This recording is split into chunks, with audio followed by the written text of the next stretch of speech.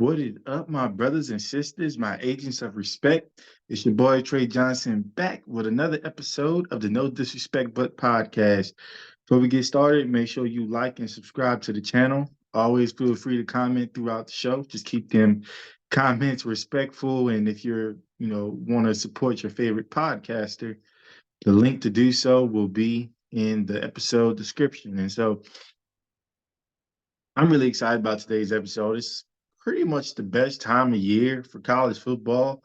The college football playoff rankings just came out on Halloween, and so now all teams, that are in that top 25, they kind of know where they stand, especially those in that top 15 range. They know where they stand and how they can control their destiny to getting one of those four final spots. That's ultimately the college football playoff and a chance to win a national title, which is what majority of these programs are vying for. Some are vying for just some bowl games, and some are just vying for, some good seasons, winning 5 or 6 games, and maybe getting a bowl nine. But there are your cream of the crop programs that say, "Hey, it's championship or bust around here," and there's a few of those in this top 25. And as always, there's going to be times where you have folks who agree with certain things that are in these rankings, certain folks that disagree with things that are in these rankings. And today I'm going to talk a little bit about what I liked and kind of what I disliked, where I thought the committee maybe got it wrong. Of course, there are a lot more dislikes than likes, but what can you do? So just kind of getting started, rounding out the top 25, starting from 25 to 1. We got Air Force at number 25. Tulane ranked 24th in the nation at 7-1. Um, then rankings 23 to 21 all have a 6-2 record. That being K-State, Oklahoma State, and K-State, Kansas State, Oklahoma State, and Kansas, who are just coming off a big win. Then you got USC at number 20 with a 7-2 record. UCLA right behind them at 6-2 at number 19. At Utah, so more Pac-12, baby, or at least almost the end of the Pac-12. But Utah at 6-2, a tough loss versus Oregon last week. Then kind of getting into your 17 to 10 range, you got the University of Tennessee coming off a loss versus Alabama. Then you got Oregon State. Both of those teams are 6-2. Then you got Notre Dame at number 15 at 7-2. Number 14 is LSU. Big game with Alabama on the road this weekend at 6-2. Louisville, which has kind of been the sweetheart and a surprise in the ACC, they're at number 13, ranked 7-1, so still very much in control of their destiny. Then you got Mizzou, another team out of the SEC East that just kind of came out of nowhere, ranked number 12 at 7-1. Then you kind of get to Penn State, just came off a loss to Ohio State. They're ranked 7-1. Ole Miss ranked 7-1. Their lone loss of the year was to Alabama, a game in which they led for a good bit of the game. So um, definitely been having a solid season. Actually won a shootout versus LSU this year, so they've been having a heck of a season. Number 9, so kind of getting into our top 10, Oklahoma at 7-1. Alabama, again, big weekend versus LSU as they're hosting them in Tuscaloosa at 7-1. Texas, who had a big victory against Alabama to kind of start the year and actually lost in the Red River shootout to Oklahoma. So they're at 7-1 at number 7. Number 6, you got Oregon, whose only loss is to University of Washington, who's our top 5, who's number 5.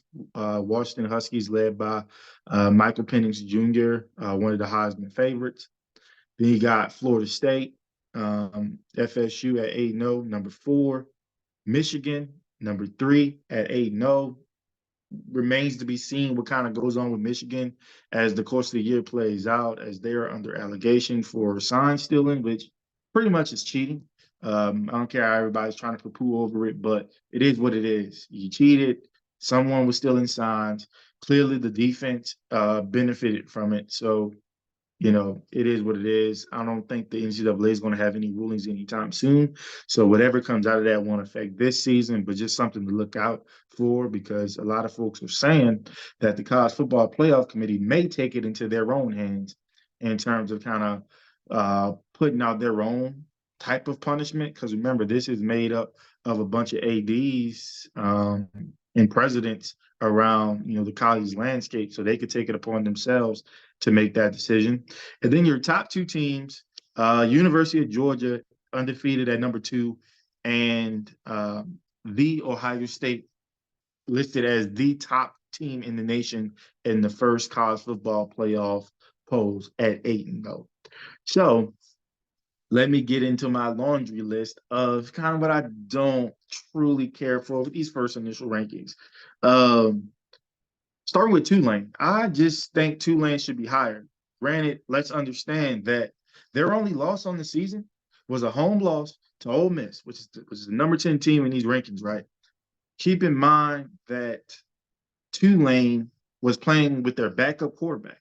Their starter, Michael Pratt, couldn't go. So they're playing with their backup quarterback and were very much so in the game. Honestly, look to be in control in the sense of that they might win this game and pull it off at home. An upset of that we probably had never seen really in a while. So for Tulane to have that opportunity to do that, that would have been awesome. If we get a background noise, somebody decides at 6 o'clock to cut the grass, but it is what it is.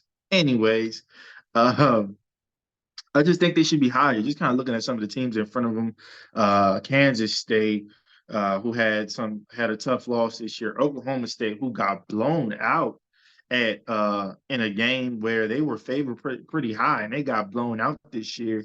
You got Kansas. Maybe you can make an argument that Kansas can be above them, but Kansas, USC, UCLA, even Utah, teams that took some tough losses. I think even Tennessee to a degree. Keep in mind that Tulane's only losses to an SEC team. Granted, they've had some close calls against some of the teams in their conference, but you play who's in front of you.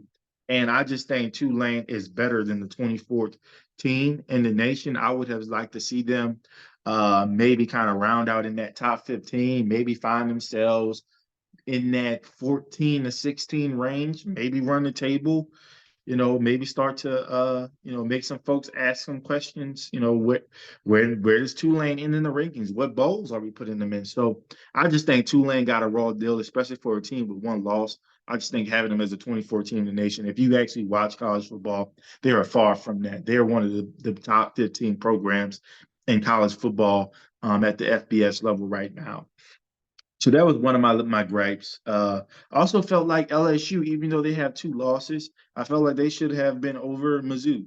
LSU, their 2 losses, first game of the year to Florida State.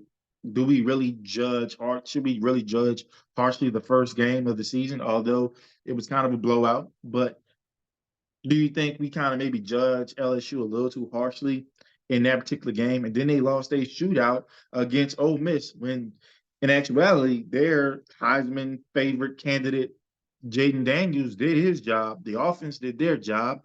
They're just struggling on defense right now. And so Ole Miss happened to have the ball a little bit last and, finish that game out. And so, yeah, they have 2 losses. But head to head, they did beat Mizzou. And I would argue that you had the number 10 seed or the 10th ranked team and the number 4 ranked team are your only 2 losses on the year. I mean, who has Mizzou really played this year? If you look at Mizzou's record, their lone loss is to LSU, which was another kind of shootout. But LSU went into their house and won that game. So I just kind of personally feel like LSU maybe should be, a little over Louisville, maybe over Mizzou. I just know in terms of the rankings, they should be over Mizzou. Now, where Louisville kind of plays into that, that's for you guys to decide. I haven't really thought about them, and when they think of ACC, SEC, I'm usually going to defer to putting an SEC team over an ACC team. And I get Mizzou only has 1 loss, but I just think when we're looking at the strength of schedule, we already know that the SEC West is the best division in that conference by far. Um, But maybe Mizzou can shut me the hell up when they play UGA. Big game against number 2 ranked team in the nation. So who knows? Mizzou, led by Luther Burden, the third, probably going to win the Biletnikoff. I would say he probably should, even though guys like Marvin Harrison Jr. Might win that. But Luther Burden or Malik Neighbors over at LSU. But I feel like Luther Burden, he's one of those guys where he is much like Marvin Harrison, and to a degree, he is that receiving option. But I feel like Ohio State has a more has a more of a complement of wide receivers around Marvin Harrison, even though he's that guy. They still have some other guys they can go to. It's one of those things where Luther Burden, that if he's not getting the ball, you're probably not winning the game or even close. So uh, that was a little bit of my gripe. And look, LSU has a big, you know, test against Alabama. You guys already know how I'm swinging that way, and it ain't for LSU. But uh, we'll see how that goes. We'll see how that game goes. But I would just say, in these initial rankings, I personally would have liked to see LSU ranked over Mizzou. If anything, it would help Bama even more with where they're ranked right now, and we'll get to them in a second. Um, Speaking of, I do think 7, 8, and 9 were seated incorrectly. And yeah, that kind of puts me on the opposition of Bama here. The way they have it now, Texas at 7, Bama at 8, Oklahoma at 9. I strongly feel that Oklahoma should have been the 7th ranked team. Granted, their only loss on the year was on the road, sucky weather against Kansas, a team that was hot, a team that was playing inspired. Kind of went down to the wire. Maybe had, Kansas kind of kept that double-digit lead they had to start the game, maybe, but that game ended up becoming really, really close towards the end, and Kansas was able to pull it off. I don't think Oklahoma should have been bumped, back behind Texas, man, because in the head-to-head, Oklahoma beat Texas. And granted, they won on the last second touchdown, essentially. But let's keep in mind, Texas had a close call against Wyoming.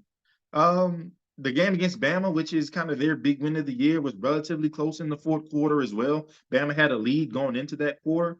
So I just felt like Oklahoma, to me, was the 7th best team in the nation. And to that point, I felt like Texas should have been right behind them at 8. So I think Alabama should have got pushed back to 9. For some of the similar reasons that I say Oklahoma should be over Texas. In the head-to-head, Texas went into Bama's house and won. And while it was kind of close in the fourth quarter, by the end of the game, it wasn't close at all. So they pretty much dominated that game. Let's be honest. They really did. So I still would have Texas ranked over Alabama in that matter. I just think Bama shouldn't be ranked over Oklahoma, neither should Texas. Um, and granted, Bama had, while Texas had, kind of a little stinker against Wyoming, Bama, because Coach Saban wanted to prove a point with the quarterback position and the office coordinator and whatever it may have, whatever it was, but we struggled against USF on the road. I mean, we got a late touchdown that made it look pretty, but let's be honest, it was a close game throughout to USF. And I can get it. And granted, the weather sucked. It had to be postponed with a thunderstrike for some time. And actually, glad that the weather postponed the game, because I think it kind of got our minds right. But at the end of the day, I just think they got 7, 8, 9 wrong. I'm glad Bama's at 8. That puts them closer to the 4 spot or within the top 4 spots to maybe make it to the college football playoff. But I just think from an initial ranking standpoint, I would have had them as the 9th best team in the nation, just based on the two teams, or the team they're sandwiched in between. I just feel like Oklahoma had kind of a better resume, in the sense of they beat the 7th ranked team in the nation, a team that was ranked as high as 3 in the nation at one point in time after defeating Alabama. So I would have, kind of alternated some things in that 7, 8, 9 range. And maybe that's, just kind of being real picky, but that's just kind of, what I would have did. And I would say my final dislike about the rankings is, in what world is Ohio State the top team in the country? In what world? We've been watching the same Ohio State, right? The Ohio State that still struggles to put some points on the board. The schedule was crap. They're not really playing the best of the best in the Big Ten. They will eventually have to play, they just played Penn State, but when it comes to Penn State, Ohio State, Is it really fair? I don't think so. It was a close game, but no one really looks at that matchup and thinks Penn State has a chance. So again, we're going to have another year where Ohio State, Michigan determines who's going to end up being the Big Ten champion, who's going to end up getting that playoff berth. Uh, and if both teams come in undefeated, you might see a situation like last year where both of them got in. But I just don't foresee two Big Ten teams making it, especially those two Big Ten, considering what Michigan is doing or is being alleged of doing. So I just don't see it happening. But if you put UGA and Ohio State on a neutral field right now, UGA will wipe the floor with them. They're just a better team. And this is without Brock Bowers, right? Who I think is the best player in the nation, if you want me to be honest with you. And I don't really give UGA too many props for much, but to me, they have the best player in the nation. They have one of the best coaches in the nation. They have one of the best rosters in the nation. And I just think if UGA and Ohio State met on a neutral field, UGA would win and it wouldn't be close. And it has nothing to do with any SEC homerism or anything like that. It's just that I've watched UGA play. I've watched Ohio State play. And yes, UGA has had some slip ups, being down double digits to the University of South Carolina at one point in time. And I granted their schedule was a little cupcake throughout the year. But at the end of the day, they're undefeated. And they hadn't shown me anything. They hadn't shown a level of vulnerability to where I'm like, yeah, you got to bump them down. Whereas I felt like Ohio State showed some stages of that. They showed that against Notre Dame. Granted, they're a top 15 team. I think they showed that against Indiana for a while. You know, they showed that against Penn State. Penn State had a lead, and then Ohio State figured, and then Ohio State was able to kind of close things out. So they've had their share of tests, and I just think from my eye test, from knowing the roster standpoint, the coaching standpoint, I would not pick. If you gave me 10 times to choose this matchup, UGA versus Ohio State, I will choose UGA 10 times out of 10. So I just think the committee got that flat out wrong. Honestly, I'm a little bit pissed because I think it's going to light a fire under Kirby's group.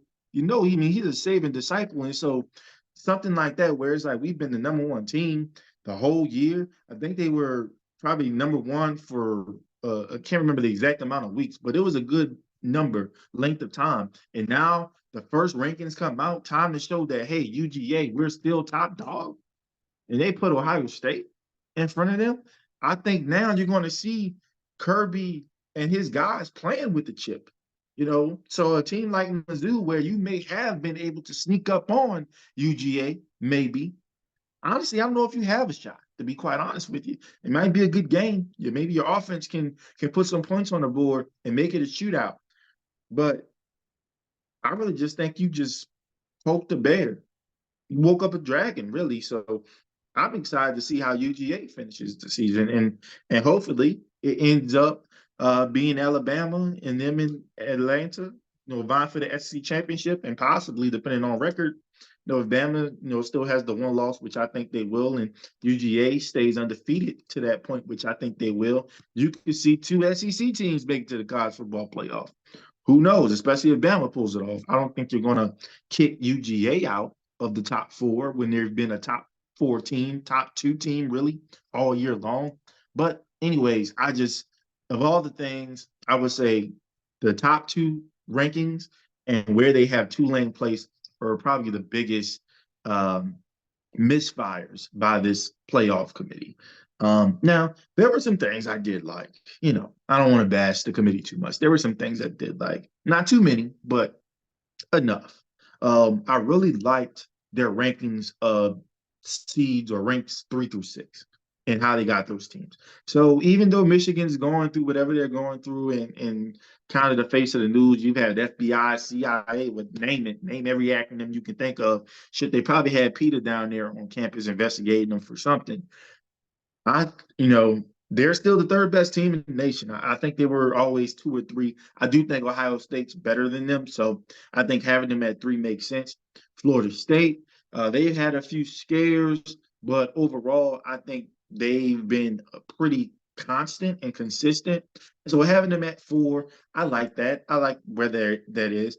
And then, I was little iffy because I thought they might put a Texas or an Oklahoma, in that 5 or 6 range, just with the notion, even though Oregon and Washington are moving to the Big Ten right now, they still got that stench of Pac-12 on them, and there's a lot of negative bias towards the Pac-12 with they're a softer conference, the competition isn't as good, and so I could have easily seen Texas and Oklahoma taking those 5 and 6 spots, even though Washington was undefeated and Oregon only had one loss, which was to Washington. So I wouldn't have been surprised if that was the case, but I am pleased by the committee that Washington and Oregon got the initial nod for that 5 and 6 spots. So the first 2 spots outright.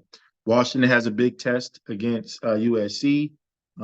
Oregon, not really sure who they're playing this weekend, but probably not as much of a big deal. But these are teams, your Oregons, your Washingtons, your Utahs, your USCs, your UCLAs. Those are going to be teams that towards the very end vying for that spot in the Pac-12 championship, which, if I'm not mistaken, is the 2 best records in the conference. The 2 best records in the conference are going to vie for the championship. So a lot of playoff implications there, but I would say the committee got it right with your last 2 spots in the college football playoff and your first 2 spots out.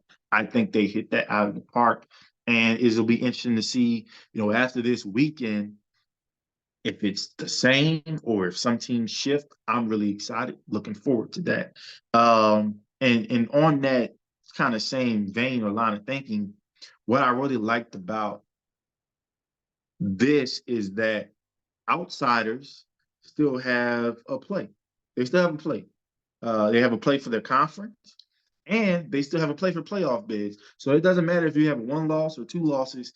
You're kind of still in the race. You're still playing meaningful football, and that's all we want at this time of year, right? Is meaningful football. And so that has to get you hyped. That has to get you just ready to rock and roll.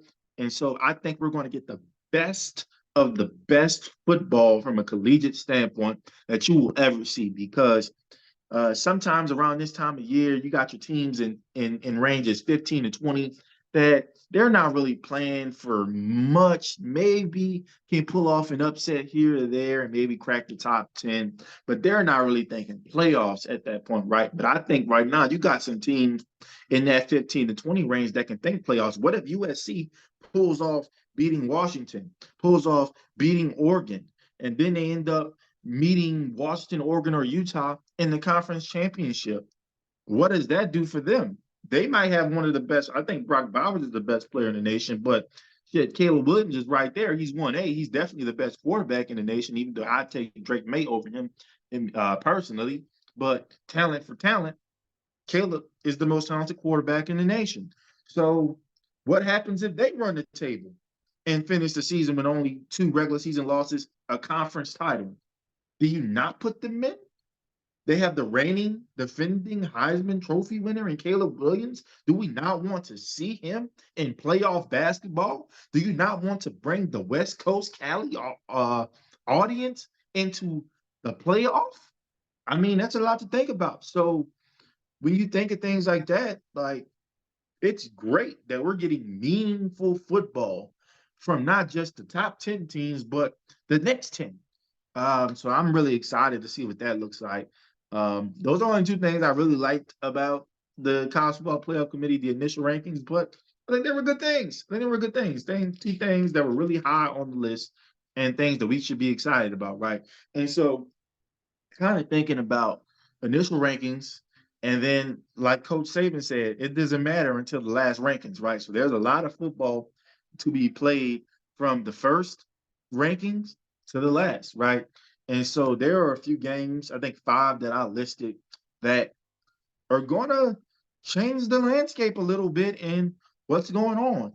I'm going to start with Alabama versus LSU. That's going to be an evening game on CBS, and Alabama, 8th ranked team in the nation.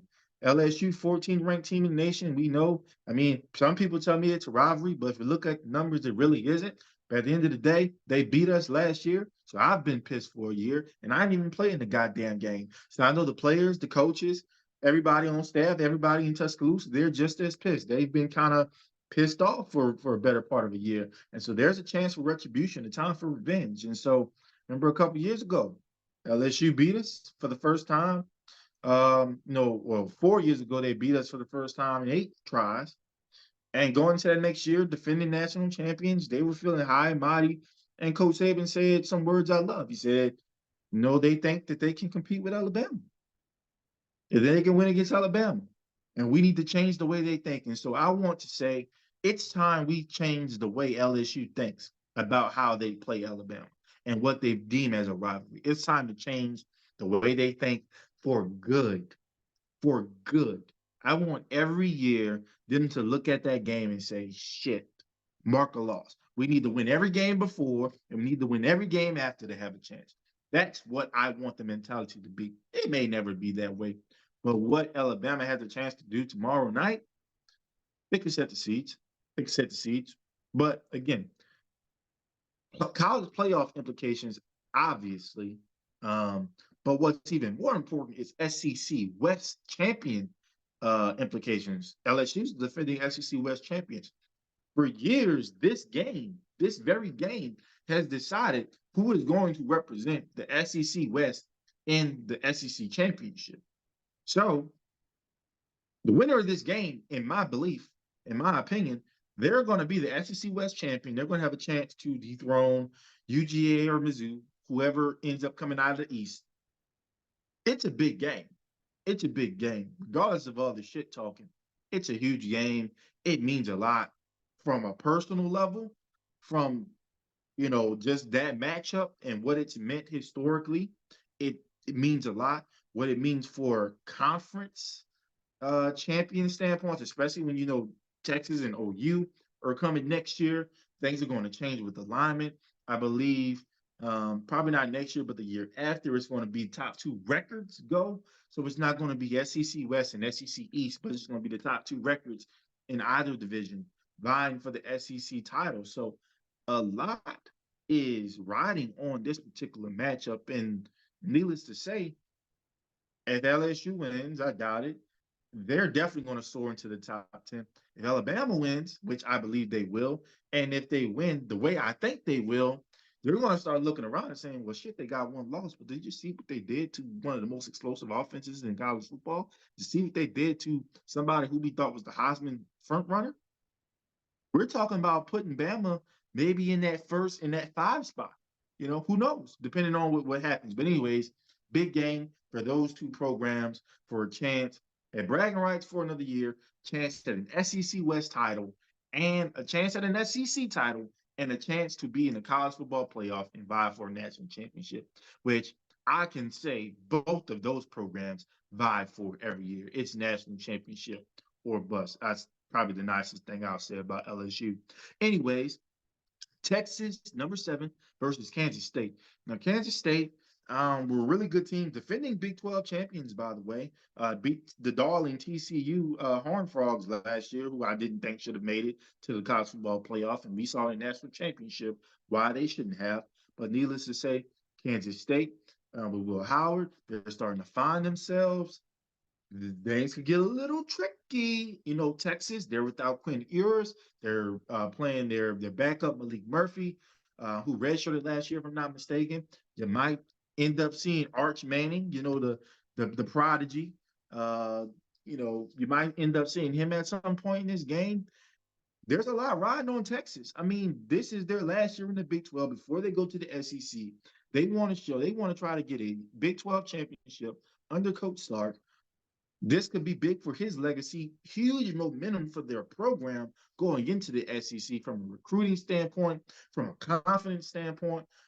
You finish the season off with a Big 12 title. You already beat Bama on the year. You maybe get a college football playoff berth.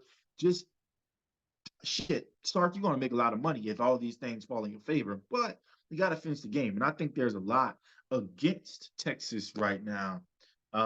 So I would like to see how they come out. How will they battle? But Kansas State, they're always tough. They're always tough. So that could be a big game. More so affecting the implications for Texas than Kansas State. I don't think Kansas State is going to be a college football playoff candidate, but they could very well still be in the Big 12 title race and get a chance to defend their championship. So we'll see how that goes. Now, y'all gonna look at me crazy for this one because there's a ranked team versus an unranked team. But I think Notre Dame versus Clemson is a big game. Not so much from a college football playoff standpoint, but just from a legacy standpoint. I think Notre Dame needs this win to kind of really stay in the hunt of maybe sneaking into the college football playoff or getting to a really uh, great bowl game. But it's even bigger for Clemson. 4-4 in a year, you're going 4-5. Things look a little iffy for Dabo Swinney, head coach, longtime head coach. I believe 12. He was at the helm, 2 national titles, what 4 national championship appearances, if I'm not mistaken. Was a guy that people thought was the new king of a dynasty, and Saban's dynasty in Alabama was over. What happens if Clemson loses this game? There can be a lot of trickle down effects of where Dabo's looking for another job. But a more important question is, what if Notre Dame loses and Clemson wins? What does that spark in the Clemson program? Maybe the running table, probably not at this point of ACC championship, but get to a decent bowl game, end the year relatively well.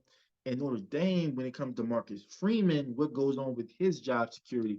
Granted, it's his second year, but it don't always last long for us with these opportunities. So who knows what can happen to him if he doesn't win this game? He's going to have to win some big games. Lost a big game against Ohio State.